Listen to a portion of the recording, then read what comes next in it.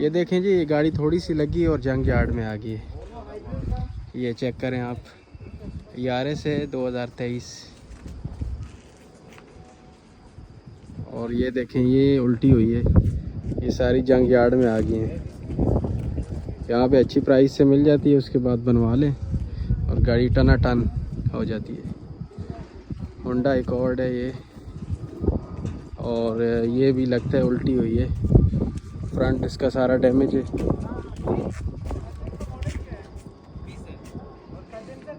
ये देखिए, कोई गाड़ी फ्रंट से लगी है, कोई बैक से लगी है, और ये सारी जंग यार्ड में आ जाती हैं। यहाँ से अच्छी प्राइस में मिल जाती हैं, उसके बाद गाड़ी बनवा लें। अब ये देखें, जैसे इसकी हालत तो बहुत ख़राब है, बट इसकी हालत कदरे बेहतर है।